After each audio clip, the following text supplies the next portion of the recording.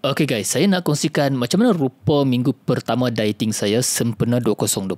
Tempoh diet saya adalah 12 minggu dan akan tamat pada Disember ni. Apa yang saya buat selalu tepat jam 10 pagi, saya akan minum kopi kosong saya. Saya memang duk biasa guna Indo Cafe punya kopi campur dengan equal artificial sweetener bagi dia ada rasa manis-manis sikit. Usually saya ni memang jarang sangatlah breakfast unless ada event ataupun ada meeting. Untuk lunch selalunya lebih kurang dalam pukul 1 waktu rehat, saya akan menggunakan Medishake meal replacement. Dia tinggi protein dengan fiber, so memang sangat kenyang dan cepat. Saya suka dia manis sikit, so usually saya akan letak air sikit dalam 300 ke 400 ml sahaja. Rasa perisa coklat karamel pun memang sedap, kena dengan tekak saya dan dalam masa 5 minit, settle lunch saya. Untuk fasa awal diet ni, petang-petang usually saya just cuba dapatkan steps yang cukup, minimum 3 ke 5,000 steps seharian. Saya hanya berjalan sahaja sebab nombor 1, saya memang tak suka lari. Nombor 2, bila berlari, saya perasan yang rasa lapar tu dia naik dengan mendadak, jadi susah nak kontrol appetite. Dan untuk dinner, usually 1 mangkuk sup sayur, 2 ketul dada ayam dan 3 ke 4 biji telur rebus putih sahaja. Lagi satu makanan yang very low calories yang saya suka amalkan adalah telur dada. Usually saya akan buat dalam 4 hingga 6 telur putih dengan 1 kuning. Letak garam, black pepper sikit, memang sangat kenyang. Diet saya ni very simple, straightforward dan baru seminggu diet saya dah drop 1.3 kilo. Sekarang berat saya 72.2